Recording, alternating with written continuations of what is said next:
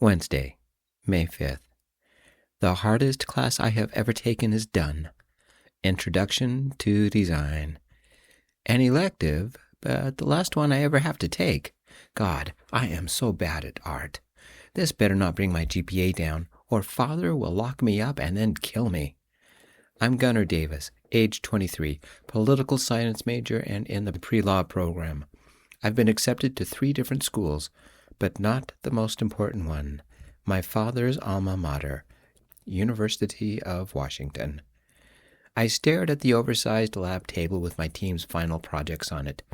We were 5 people, and the project was to create an edible piece of art that can be shared with the class. We'd made 50 cupcakes, all decorated with geometric shapes in primary colors. We'd met for the last 3 evenings to put it together. I'd mixed and measured ingredients. Finn, a guy on the basketball team, bought the supplies, though we all contributed cash. Benjamin, he's on the soccer team, had frosting detail. Javier had a steady hand, so he worked on decorations. Finally, we used Chris's oven to bake everything. We took over his apartment. His roommates said they didn't mind. Our teacher, Professor Harris, walked around the classroom making notes on his clipboard and occasionally nibbling on a cookie.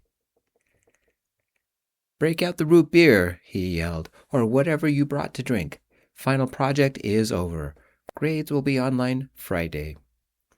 And with that, my sophomore year was officially over. However, unlike the tests I was used to, everybody stayed, sampling different projects and chatting.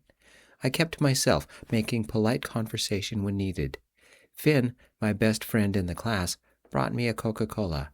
"Bro, you can relax. Year's over." "Easy for you to say," I said. "I have one more test." "Seriously? What in?" "Constitutional law. It's tomorrow afternoon at 2. "Sounds soul-crushing," he replied. "Glad it's not me. I'm done." I took one of our cupcakes and bit into it. Double chocolate. "I was so busy preparing for today that I didn't stop for tomorrow," I said. Finn winced. "Doesn't matter. You'll pass even if you get a C." "Father doesn't think so." "He's strict?" "I got a B+ in Spanish at the beginning of the year. He thought it was the end of the world." Finn snuck a second cupcake from our display and bit into it. "Was it?" I was grounded, allowance cut, tuition threatened, lectured about how I shamed the family. The usual.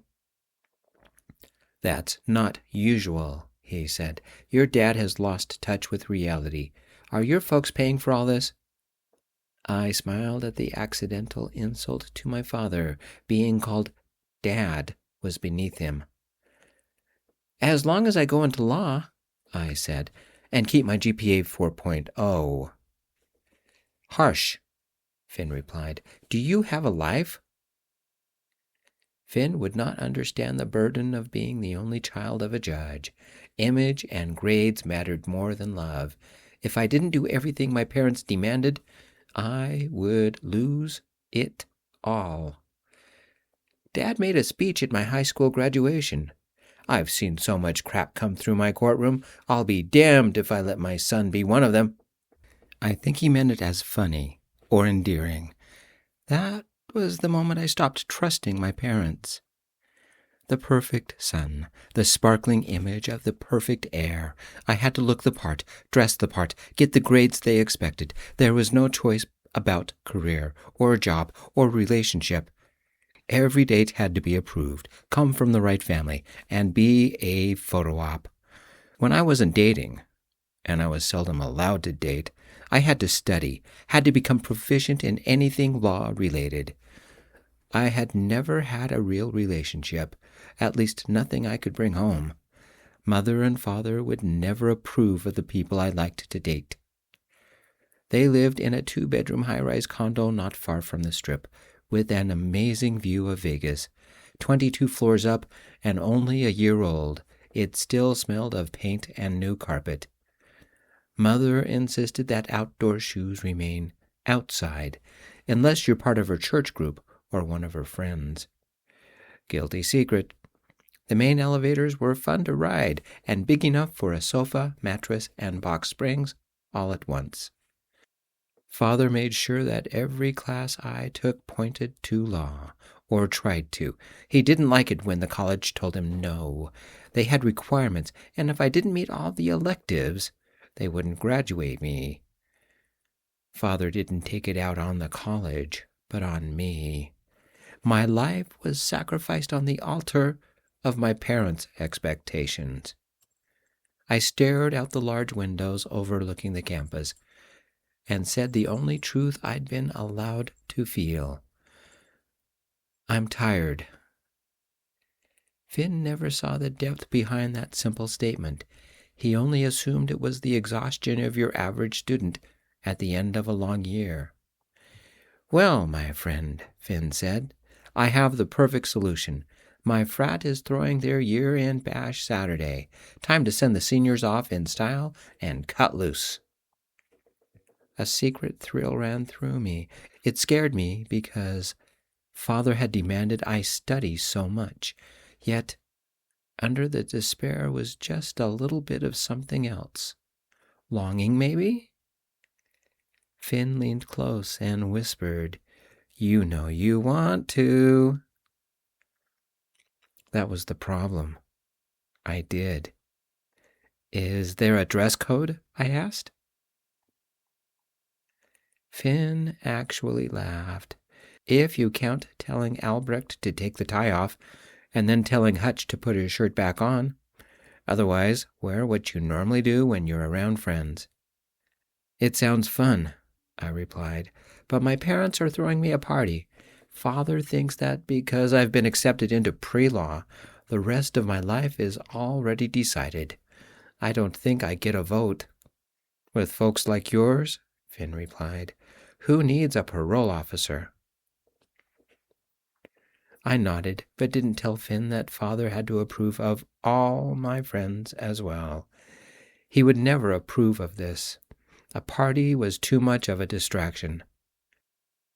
The final for constitutional law was a 4-hour essay endurance exam written by hand and consisted of only 2 questions.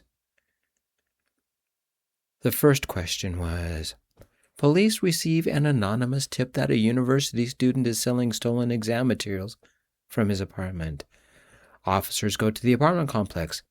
Without obtaining a warrant, they use a drone equipped with a high-resolution camera to observe activities on the student's balcony.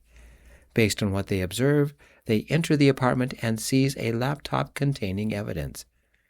The student moves to suppress the evidence. Question. Discuss whether the officers violated the Fourth Amendment. Analyze reasonable expectations of privacy, warrant requirements, exceptions to the warrant requirement, whether the evidence should be excluded. My mind fogged. I wanted to throw up. Is this what I wanted for the rest of my life? It's what my father wanted. Make that demanded. I stared at the words until they blurred, holding the pen, but not writing.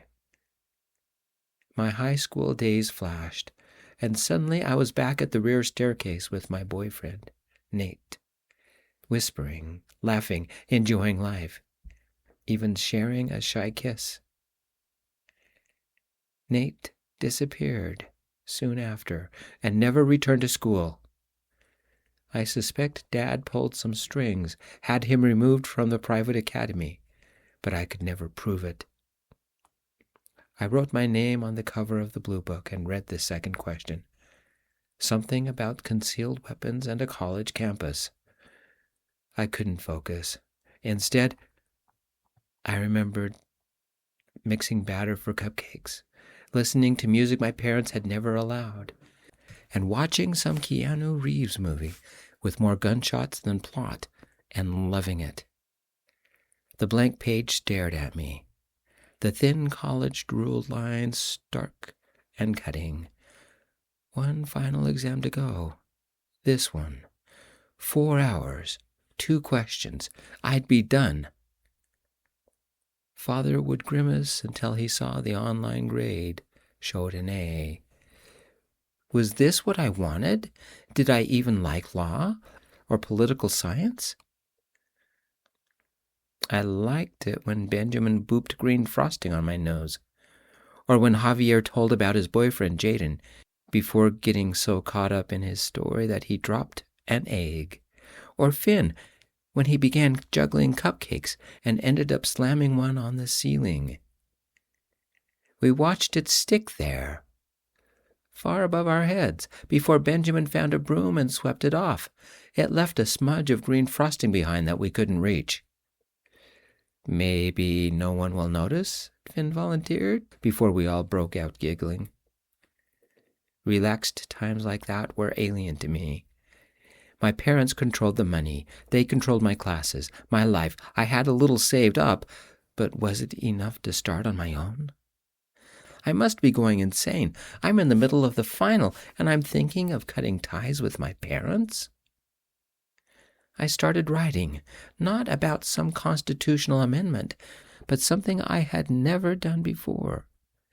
I wrote about my feelings, my frustrations, my anger at being controlled. For the next hour, I frantically speed-dumped my thoughts and feelings into the book. I'd burn it later. Other students glanced over, seeing me writing frantically. They assumed I was being an overachiever, but the truth was that I was systematically dismantling my life. Father would call me lazy and defiant. Mom would say I was having a breakdown. Finn was right. Even if I got a C, I'd still pass, but not win Father's approval. I wrote about my father, everything he had done. He had priorities, and how much I hated being his son. With 3 minutes to go, I got up, packed my backpack, and headed for the door. The blue book was heavy with ink, and I'd filled nearly 30 of its 40 pages. Not a single line of constitutional bylaws or opinions filled its page.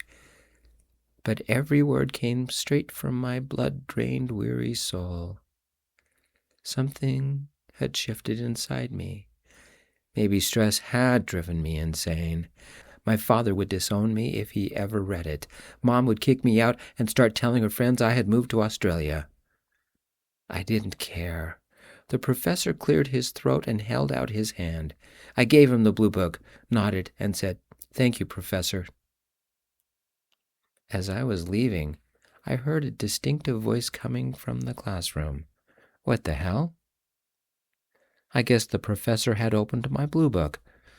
I was about to fail the class. Why did it taste like freedom? I checked my grades the next day. The final was listed as unavailable, which meant the professor had graded some of the blue books, but not all. Not mine. About 4 that afternoon, Father texted, "R.E., Saturday's dinner party. Wear the black suit with the silver tie. Senator Rourke will be attending, along with an old friend who wants to meet you. He has connections at the University of Washington and may be able to help accelerate the admissions process." I reread the text, my stomach curdling. Father didn't congratulate me, hadn't asked about my last final, and couldn't care less about me making cupcakes. His only concern was that I dressed right. Why did it matter? I was years away from applying for a graduate program. UNLV had a good one, but it wasn't Dad's alma mater. Whether I liked it or not, the man had my whole life planned out. I remembered the other day. Remembered green frosting on my nose, the green smudge of frosting on the ceiling, the way I fanatically wrote in the constitutional law final. I liked mixing ingredients, liked making something with my hands, liked being normal for once. Admit it, I enjoyed not wearing a tie or business casual. I had a decision that sounded small, but it felt like I was defying my parents. The frat party or my parents' party? Father would lecture me for years. His disappointment would be legendary. Mom would play the wounded deer. The confusion filled my mind. I leaned against my apartment wall, the apartment Father paid for, and found a pen. I clicked it and unclicked it for what seemed like 5 minutes. Father refused to let me get a job and had even said, "You must apply yourself 110%. Nothing less will get you a law degree." I finally replied to Father's text. "Have other plans. Can't make it." Then I pulled up contacts and texted Finn, the phone warming in my hand. "What can I bring?" Finn replied almost immediately. "Chips. We go through enough to sink an aircraft carrier. And whatever you want to drink. Alcohol is limited because there will be underage there."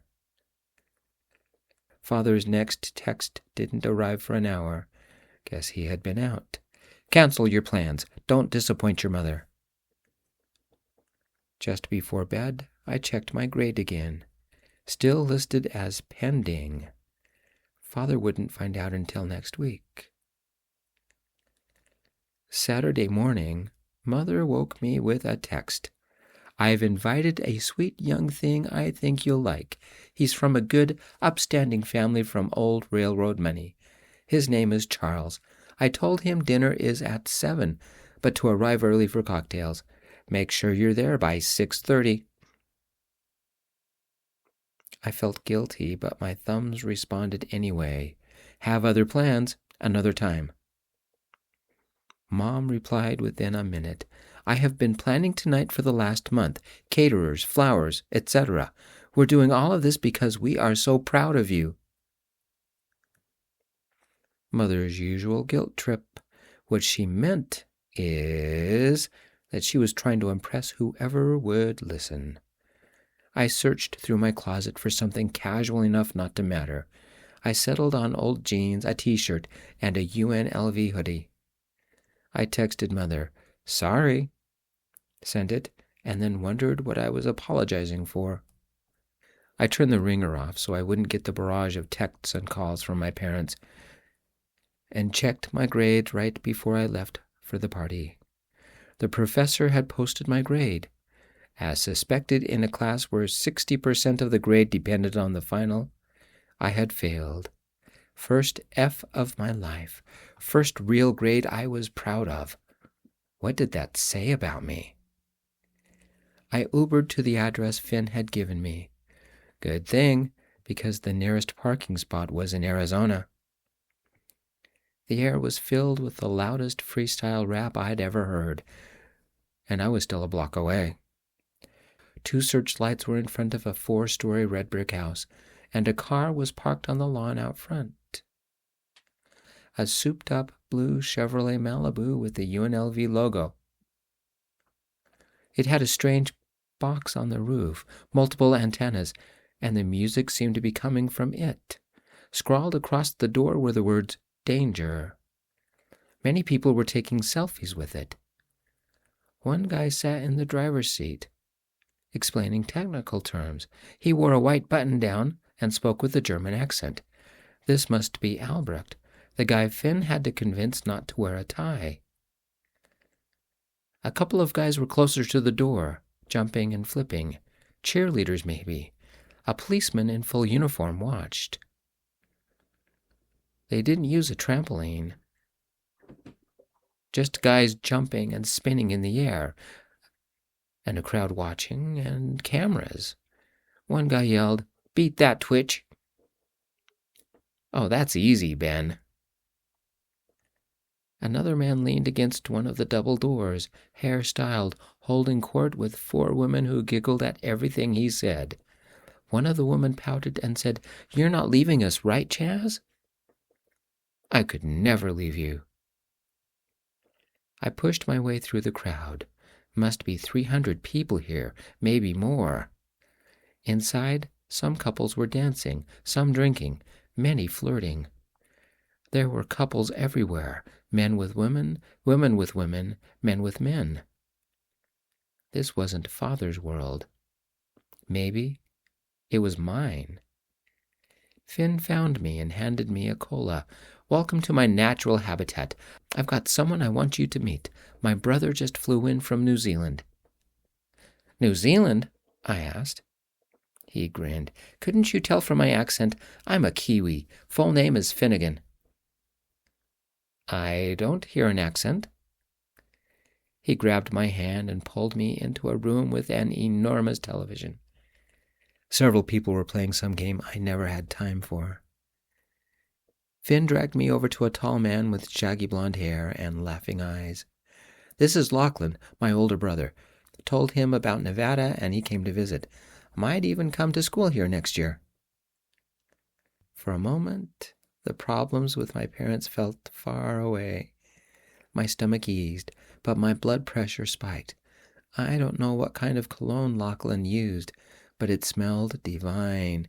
He wore a deep yellow shirt, brown khaki pants, and sandals. His toenails were painted with a shiny, clear coat. Around his left wrist hung a dark gold chain, with a matching one around his neck. His right ear sparkled with a diamond stud. But it was his smile, wide, unfiltered, with the dimple in his left cheek grabbing my attention and refusing to let go. "Barely older," Lachlan replied, his voice holding more of an accent than I noticed in Finn's voice. 11 months. "And 2 days, Finn said. "I've already applied to come here, just waiting on being accepted," he smiled, the dimple doing dangerous things to my stomach. "And alone. Not being a resident will cost more." "But it's worth it," Finn said. "You two make nice while I find some drinks." Finn vanished amid the noise and the crowd. It was Lachlan who broke the silence. "Has this become a blind date?" Around me were people crowding together, sipping drinks, making loud conversations, and some guys were setting up a table for poker. The music shifted, becoming something metallic and screaming. "Trying to make conversation," I said. "Do you think we can change the music? I can't think." Some guy with a thick neck and the bump of a broken nose yelled, "Talk to the car. Albrook's in charge because DJ is retiring tonight." "Retiring?" Lachlan asked. "He's a senior, heads to a job in L.A. in 2 weeks. Hope you guys like lasagna. My boyfriend is whipping up a lot." As he left, I bumped into a couple guys dancing together. Lachlan pointed, and we escaped the crowd and headed to the car. Both car doors were open, plus a moonroof. The man from earlier was leaning against the hood, talking to the man who had lost his shirt, and a second man holding a cup. The man looked Hawaiian and was ripped. Magazine cover kind of ripped. Lachlan took charge. "You the man I need to talk to about changing songs?" "I am Allred," the guy said, his face serious enough to qualify as an accountant. "I am not in charge of the music. Please talk to Danger." "Hey, fellas," a voice boomed from the car. "Name it, I can play it. For a little extra, I can sing it. You want a cappella?" I didn't see who was speaking. Lachlan quietly said, "I'm from New Zealand, and do you know Sleep Token? Their song Caramel?" The voice from the car yelled, "Vessel has an incredible voice. Do you prefer long play or regular?" "I didn't know they had a long play version," Lachlan said. "Wait until you see how I mix it." The car's lights blinked, and the music changed. "Accessing iTunes now." "Danger," Albrecht said quietly, though he held a hint of pride, "has a higher IQ than me, and the whole internet to play with." "Do you want to ride?" the car yelled, and then it began bouncing to the rhythm of the song. We wandered to the back. People were dancing on the lawn. A dozen people were in the hot tub, and 2 tables barely stood under the pile of chips, buns, and hamburger patties. 2 trays of lasagna had been emptied and sat near the trash. Some guy was passing out smoothies, while another was displaying a massive back tattoo of a samurai. Both guys wore wedding rings. Lachlan and I didn't know anyone, so we wandered through the crowd together, stopping at the table for a burger. A man brought out a third tray of lasagna. "Eat up, it's the best pepperoni lasagna in Nevada." The video games attracted our attention next. "This isn't like the frats you see in American movies," Lachlan said, watching some guy go ballistic on his game controller as the tripped-out warrior on the screen opened fire.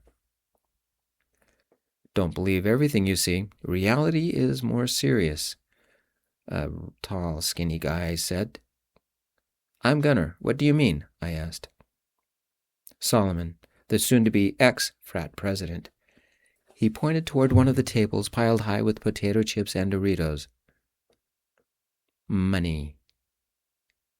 Money is the deciding factor. If we acted like the movies, we'd get sued, lose sponsorships, and watch our insurance premiums go through the roof. Then we'd have to raise dues. He grabbed a chip and shrugged. Allowing alcohol already requires permits and extra insurance. Don't get me started on hazing. With phones everywhere, that's a multi-million-dollar lawsuit waiting to happen, not to mention criminal charges. "Hollywood doesn't mention that," I replied. "What do you mean, ex-president?" Lachlan asked. Solomon smiled. "Term lasts a year and is only for seniors. I graduate this week, and then me and my girl are heading to Cabo before I look for a job." "Who takes over?" I asked. He jerked his thumb back to the kitchen. "Dane. He'll stay here and finish his degree while his soon-to-be husband, Anders, heads to Japan." "Is this a gay frat?" escaped my lips before I could stop myself. Father wouldn't approve. It didn't fit his image of what appropriate conduct looked like.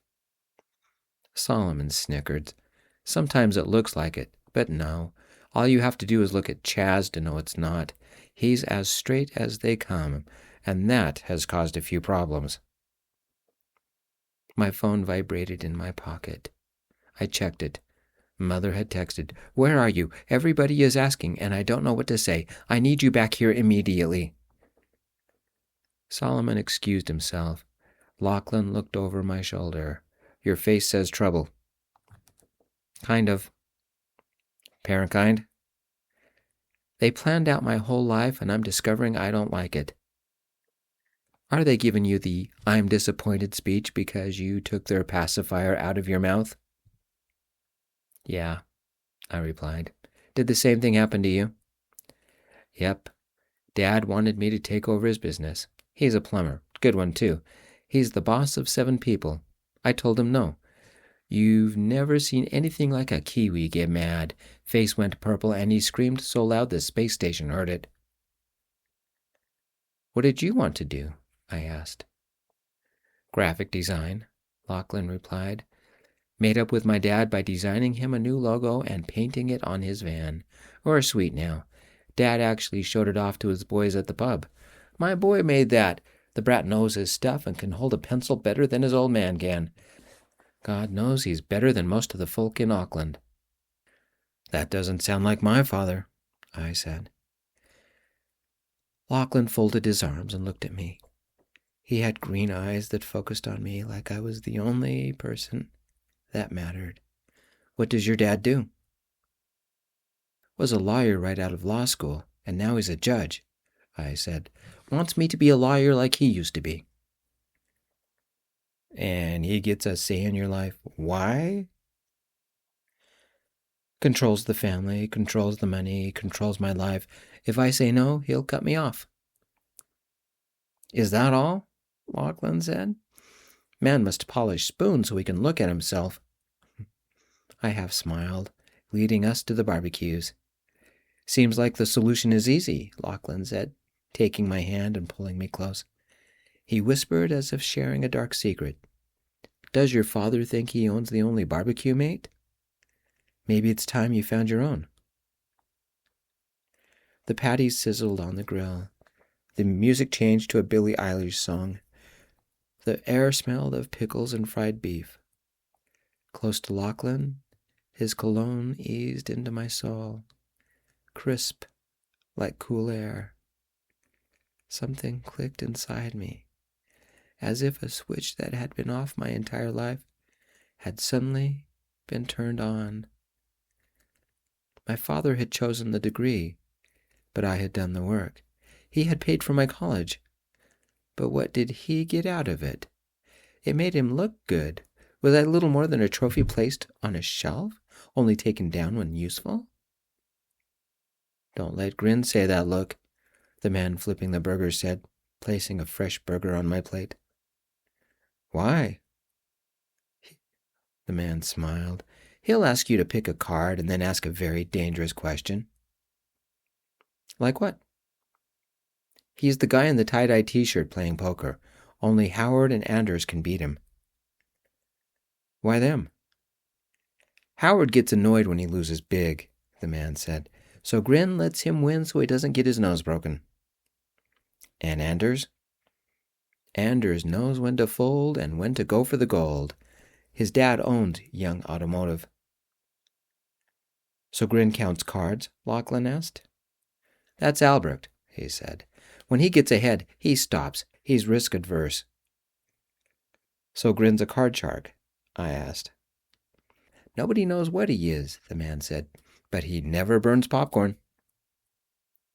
We filled our plates, left a tip for the grill masters, and ate. Then we wandered out onto the lawn. Care to dance? Lachlan asked. We were dancing and talking about Auckland.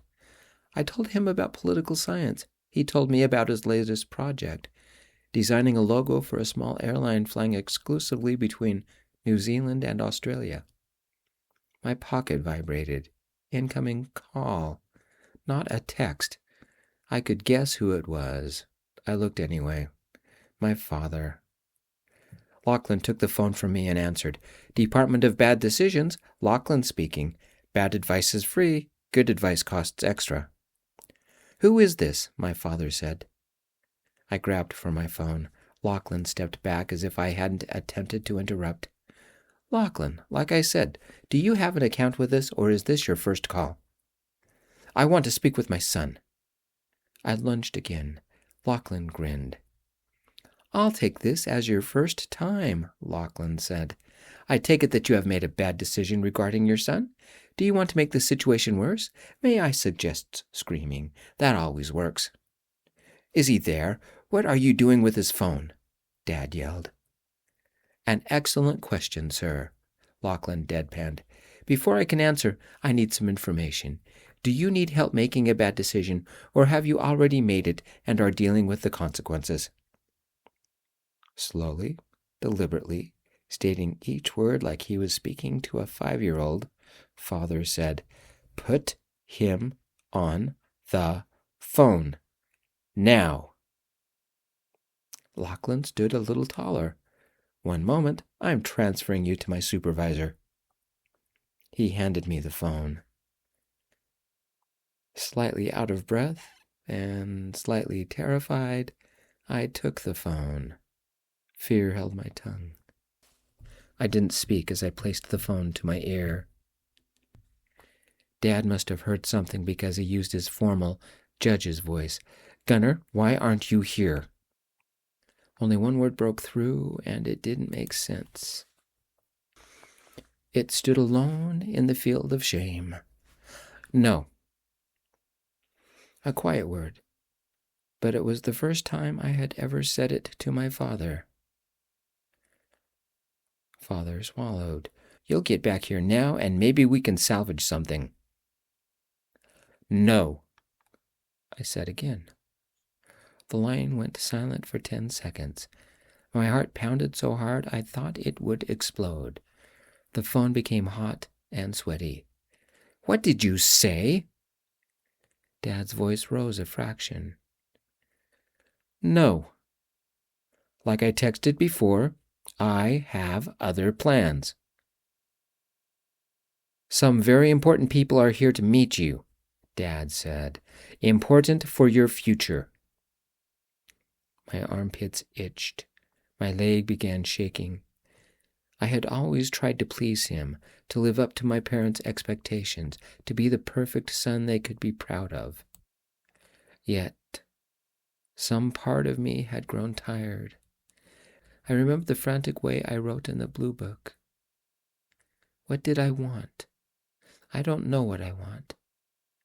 But the other day, I had fun making stupid cupcakes with my team. I hated my life. I hated the structure, the discipline of never being good enough unless I did things my father's way. Father hadn't asked about the test, hadn't asked how I was doing, hadn't even asked about the final project. It didn't matter what I thought or felt. Only his plan mattered. Only the way people saw him mattered. I was nothing more than a dressed-up mannequin in a Nordstrom's display window. Tears bubbled in my eyes, and when I spoke, my voice cracked. The emotion was raw, and the words blurted out before I could stop them. Why can't you be my dad for once in your life? Neither one of us said anything. Maybe he didn't understand. I hung up. I slid my phone into my pocket, then placed a hand on Lachlan's shoulder and simply said, Seems like, my life has just opened up. Where were we, mate? Sunday morning, I sat in an old chair staring out at the Vegas haze. The frat house porch was long and shaded and smelled of spilled marinara sauce. The place was quiet. About 100 cups, napkins, and things I couldn't name littered the yard. Inside was worse. I'd been here all night. I didn't want to go home. Allred had returned the car to UNLV, but it had left tire tracks in the lawn, as it sang, Can't touch this. Well, it drove away. Inside, someone brewed coffee. Someone else ran a blender. My phone read 6:13. A girl in a short skirt and a wrinkled T-shirt held her hand to her head like she held a phone and said, Call me, back to the door. A shirtless Chaz stood there blowing her a kiss. My log showed 52 missed calls and 17 new texts. Mom's text read, You embarrassed us to people that matter. I expect an apology. Dad's was more direct. You are not allowed to be ungrateful. What am I allowed to be? Grin walked out onto the porch, a cup of coffee in hand. A crow left a power line and flew to a nearby roof. Makes you think, he said, sipping his cup. About what? I asked. Have you ever wondered, he said, how many times a baby bird has to fall out of the nest before it can fly? 10? 15?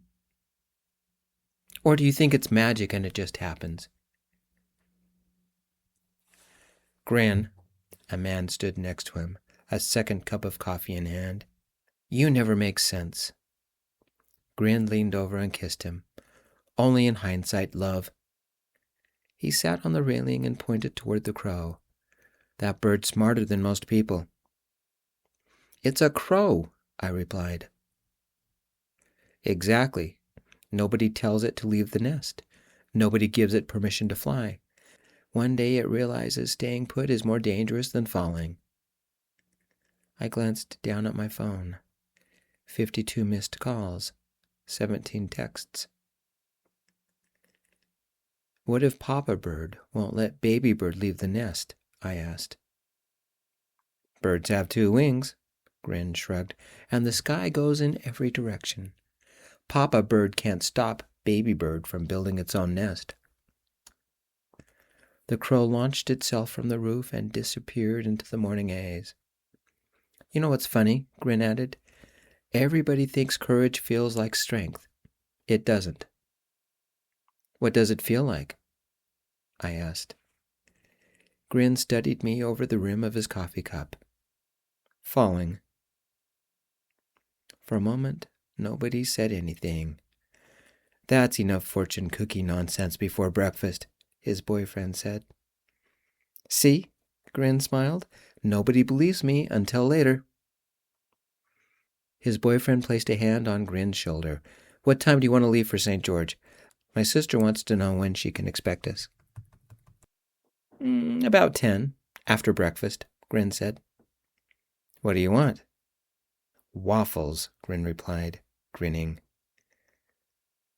Wait a second, genius, Lachlan replied, carrying 2 glasses of orange juice. He handed one to me. How many times does it take a bird to learn to fly? Grin only nodded. Fall, flap, fail, repeat. Grin followed his boyfriend into the frat house. Good things come to those who practice the immortal wisdom of a shampoo master. The man with thick arms and a huge neck muttered, Grin, do you ever speak normal? Grin tapped him on the back. I will the day you learn manners. And both men laughed. After they left, Lachlan sat beside me. Sometimes I don't think you Americans speak the same English as the rest of us. I didn't want to go back to my apartment. Dad or Mom or both would be waiting to ambush me. I grabbed a garbage bag and joined the guy with the samurai tattoo on his back, picking up trash. Lachlan helped a little before Finn called him inside. It took an hour, but the front looked respectable again. My phone vibrated again. Caller ID said, Father. I answered it. Hi. His gruff voice answered, You embarrassed your mother and me last night. You never asked about my plans, only assumed. That's not the point, Father said. Then what is the point? Father paused. A crow landed atop a neighbor's roof, a worm in its beak. It bit down, chewed a little, and flew off. Adult birds chewed the food before giving it to their babies. Baby birds depended on their parents for a few weeks, then learned to fly on their own. What is the point? I repeated. You've never acted like this, Father said. Is something wrong? My legal training, as limited as it was, noticed the deflection. You're changing subjects, Father. Answer the question. What is the point? As your parents, he said, we know best. We had people last night who could help you get into the right college, sign up for the best internships, and can ease your way into your dream. You never asked what my dream was, I said. You only told me I had to follow yours.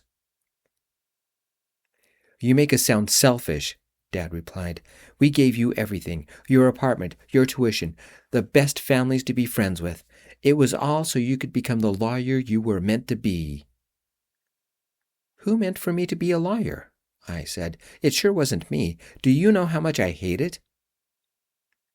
The word surprised me because I had never admitted it to myself before. Yet it was true. All the late nights, the quest for perfect grades, my parents' disapproving stares when I was less than the son they envisioned. My mouth tasted like garbage. Father didn't get it. I forced myself to calm down, relax my shoulders, breathe in and out. But I clutched the phone tighter as coldness settled into my stomach. Father used his most disapproving tone. Your mother will be very disappointed to hear that.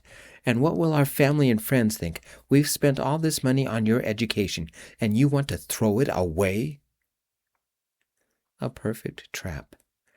Father had practiced law for far too long. He knew all the tricks. If I agreed, I was the ungrateful son throwing away his future. If I refused, I was the troubled child who needed saving. When I didn't speak, Father softened his tone. Your teacher called me, told me about the final you failed, about what you wrote in your blue book. We're very concerned. Your mother thinks you're having a psychotic episode. The stress of the university has pushed you to the edge. Come home so we can get you back on track. I stopped playing his game. Do you know what hurts the most, Dad? The question must have caught him off guard. I had never called him Dad. It wasn't formal enough or respectful enough. I didn't care. I am your father, he said. We have an image to live up to. I smirked. You never once asked me what I wanted to do. Remember what you told me when I showed you my drawings? Father paused, swallowed, and finally said, You never showed me any drawings. The last time was in middle school. I designed a building, complete with floor plan. My teacher liked it, gave me an A, and even displayed it for a week. I failed to see the point. When I got it back, I taped it to the fridge, I replied. Then you said, That's nice, but we don't want people to see a cluttered fridge. Then you threw it away. I honestly don't remember that, my father said. I think you just made my point. The line went silent. Lachlan stepped closer. I guess he'd heard everything. Across the street, the crow was gone. Father tried to make polite conversation. How did you do with architecture classes? Wouldn't know, I replied. You told me they were a waste of time and to focus on classes that matter, meaning only those you approve of. Father made one last attempt. I've seen what life looks like when people take a less than desirable path. Believe me, I know what is best. Lachlan gave me a casual yet beautiful smile, and I glanced back at the frat house. Several guys had come out front and were saying farewells to each other. Summer break had officially started. I let Lachlan place an arm around my shoulders, and I borrowed his Kiwi confidence. You're right, Father. Your decisions are always best. I'm glad you realized that. Father completely missed the sarcasm. I hung up and looked at Lachlan. Do you think the frat has anyone who can help me with student loans? Monday morning, I visited counseling for advice and filed for student aid. Since so many students were leaving for the summer, a lot of job openings were available. I applied, and by Wednesday, I was hired at the library. I created new accounts at the credit union, something my parents couldn't touch, and my paycheck would go there. On Thursday, I drove back to the frat to speak with Dane. I wanted to room there for the summer and would pay rent or dues. Dane's reply, Doesn't mean you're a frat boy. You'll have to apply like everyone else, but you can take care of the place while I'm in Japan. The big house would be almost abandoned, save for Allred, Howard, and a few others. Finn would stay. Flying back to New Zealand was not in his budget, and Lachlan would share a room with him. That night, I ended my lease to my apartment. Dad would hate it, but he couldn't control me anymore. I also logged into the school portal and did something I had been too afraid of doing. I changed my passcode and incorporated cell phone identification. My parents could no longer access my school records. As soon as I did that, I did something even scarier. I opened a new tab. UNLV School of Architecture. My finger hovered over the mouse. For 23 years, every important decision had belonged to someone else. Father, mother, teachers, advisors. Everybody except me. The cursor blinked. A new page appeared. Student Academic Services Portal. Program Change Request. Current major, Political Science, Pre-Law. Requested major. I typed in Architecture and hit Enter. Status, Application Required. It redirected me to the application screen. My heart pounded. Maybe Grin was right. Maybe courage wasn't strength. Maybe it felt like falling. I filled out the form, double-checked it. My finger paused over the Submit button. One click, and my entire life would change. I pressed it. The application disappeared. A confirmation page loaded. Your application has been received. I stared at the screen. For the first time in my life, the decision was mine. And for the first time in my life, I was excited to see where I'd land. Lachlan appeared beside me. munching a Hostess Twinkie. Heard the guys talking about this place called Valley of Fire State Park? Do you want to come with me? You'll have to drive. I stood up, took his hand, and said, You only love me for my car. There is that, he whispered, and I love your accent. I don't have an accent. I didn't finish the thought because his lips suddenly pressed against mine. I laughed and grabbed my keys. It wasn't until days later that I realized I hadn't asked anyone's permission. I'll take that as a win. The end for now.